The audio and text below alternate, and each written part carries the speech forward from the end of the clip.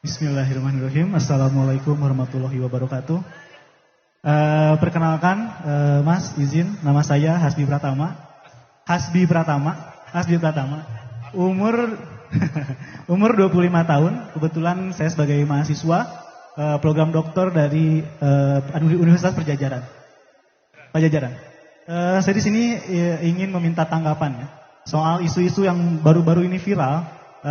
Karena saya sebagai pemilik salah satu klub sepak bola yang bergulir di Liga 3 dan Bandung Premier League.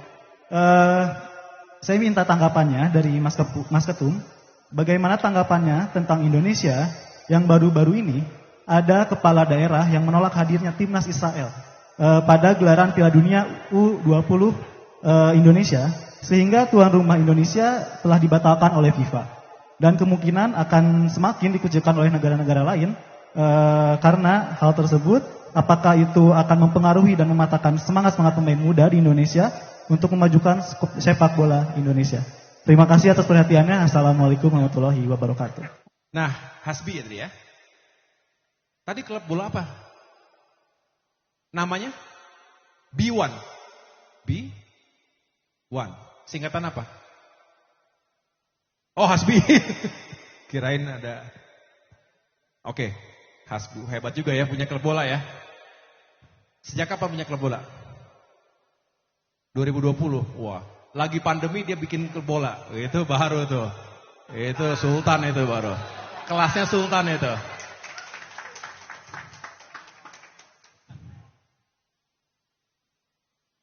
Ya. Mari kita sama-sama menyimak isu ini. Ini isu yang lagi viral, betul ya? Saya pengen tanya sebelumnya. Apakah di antara kita kecewa, juga marah, akhirnya Indonesia dicoret oleh FIFA dan tidak boleh lagi menjadi tuan rumah Piala Dunia U20. Saya ulangi pertanyaannya, kecewa atau tidak? Sangat kecewa. Kenapa? Sebelum saya jawab, saya pengen tahu kenapa kecewanya.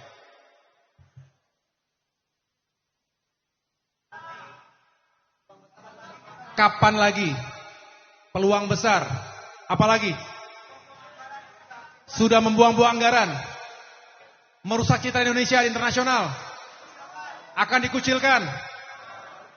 Lah ini jawabannya udah semua nih. Begini. Ini isu yang bukan enteng-enteng saja. Ini isu yang juga fundamental. Tapi mudah-mudahan saya tidak salah kutip. Maksudnya tidak ada yang salah kutip. Ya. Dengan demikian saya mohon kalau ada teman-teman wartawan tolong saya dikutip secara utuh. Karena isu ini bisa sangat mudah di-swing ke sana, ditwist ke sana, ditwist ke sini. Karena ada sensitivitasnya. Tapi yang pertama, ini respon saya. Saya sangat menyesalkan, sangat menyayangkan ini terjadi. Harusnya tidak seperti ini. Saat ini kita malu di dunia internasional. Karena ketidakmampuan kita untuk menyelesaikan situasi internal dalam negeri sendiri. Dan situasi itu sifatnya sangat politis. Saya nggak yakin statement yang dilontarkan oleh tokoh A, tokoh B, figur A, figur B itu benar-benar untuk Indonesia kita. Bukan. Tetapi lebih sifatnya politis. Tentu kita sangat menyesalkan dan menyayangkan itu terjadi. Dan kita patut bertanya kepada pemerintah sekarang. Kenapa ini bisa terjadi? Harusnya ini kan bisa diprediksi dan bisa dikomunikasikan. Ada ruang untuk mengkomunikasikan ini semua. Masa tidak sama? Presiden tidak sama dengan gubernurnya. Pemerintah pusat tidak sama dengan pemerintah daerahnya. Menteri tidak sama dengan jajaran di bawahnya. Ini negara macam apa kalau begini? Dan kita lagi-lagi mempertaruhkan nama baik dan reputasi kita di dunia internasional. Jadi satu sisi, kerugian kita adalah secara internasional. Di dunia kita buruk namanya. Saya nggak tahu tuh apa yang menjadi perbincangan di dunia sana, melihat kondisi persepak bolaan Indonesia termasuk yang dipolitisasi berlebihan. Kalau berbicara, ini isu yang lain sebetulnya. Sampai dengan hari ini jelas posisi kita, misalnya kita ingin turut memperjuangkan kemerdekaan Palestina. Yes, itu ada dalam undang-undang dasar kita. Saya ulangi, itu ada dalam semangat konstitusi kita. Masalah kemerdekaan berbangsa. Tetapi jangan campur adukan. Forumnya tidak sama. Kita punya banyak forum lainnya untuk memperjuangkan kemerdekaan Palestina. Betul? Ada namanya PBB. Bukan partai itu, tapi Perserikatan Bangsa-Bangsa. United Nations. Itu setiap tahun menggelar namanya General Assembly, GA. Kalau mau disampaikan di situ. Kalau kita ingin memperjuangkan isu-isu dunia termasuk Palestina misalnya. Tapi kita tahu sudah berapa kali GA? 8 kali. Sekalipun pemimpin kita tidak datang ke sana. Sekali lewat Zoom. Pas pandemi. Selebihnya ya tidak datang. Padahal itu adalah forum yang baik untuk menyuarakan isu-isu dunia tadi. Betul? Maupun ada forum-forum multilateral lainnya. Indonesia negara besar, negara G20. Bisa kita punya peluang seperti itu. Kita juga pernah menjadi anggota tidak tetap Dewan Keamanan PBB. 2019 hingga 2020. Indonesia jadi anggota tidak tetap Dewan Keamanan PBB. Seharusnya kita bisa bersuara lantang di sana. Bukan ujuk-ujuk, apa ujuk-ujuk itu? Itu bahasa Sunda ya? Hah? Oh, ujuk-ujuk. Runtah, bukan runtah. Oh, bukan. Naon deh runtah. Ujuk-ujuk udah mau pelaksanaannya tiba-tiba ribut sendiri. Lah, kemana aja selama ini? Betul? Loh, ingin menjadi tuan rumah Piala Dunia itu kan harus bidding. Apa bidding itu? Ya ikut seleksi lah. Ikut seleksi. Karena banyak juga yang pengen kan gitu. Indonesia 2019 ikut bidding. Betul? Kemudian 2020 ditetapkan sebagai atau terpilih sebagai tuan rumah. Kemudian 2021 kepala daerah yang daerahnya akan menjadi lokasi pertandingan setuju.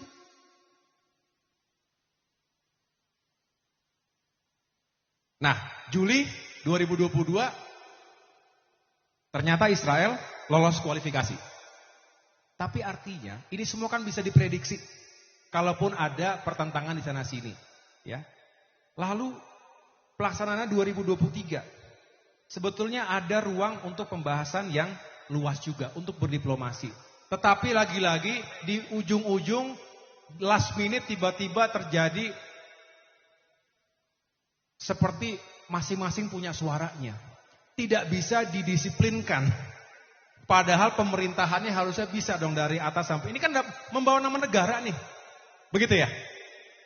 Nah sekarang akhirnya kita menerima kerugian yang kedua.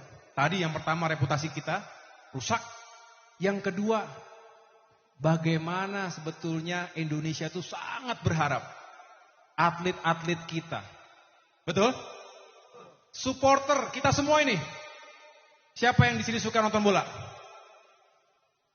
Di dunia ternyata berdasarkan survei, jumlah penggemar bola di dunia paling besar itu orang Indonesia.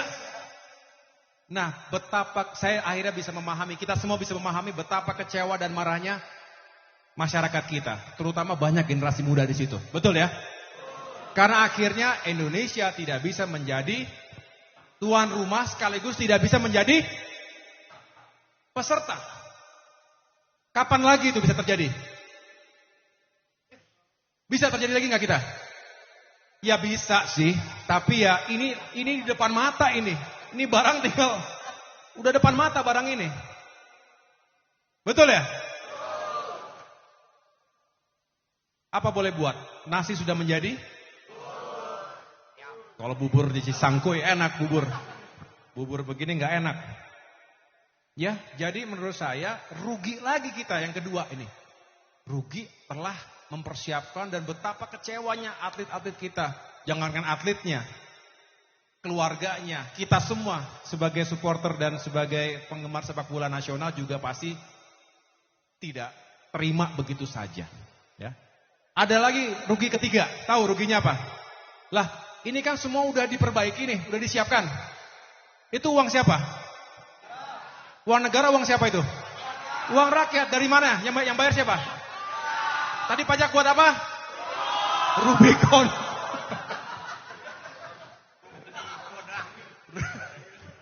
Aduh, bahaya juga nih. Itu langsung. Ya, tepuk tangan kita semuanya.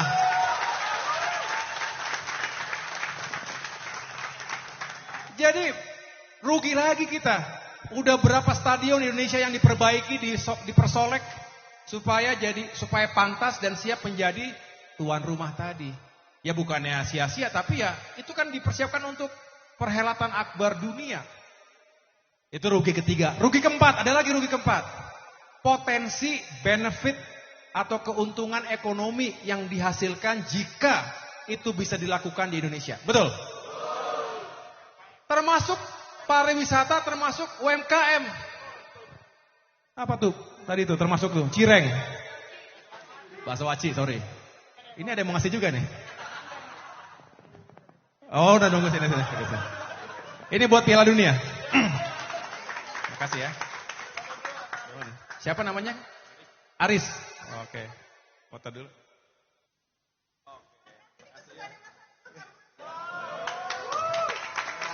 Ini kesukaan saya juga nih. Ya.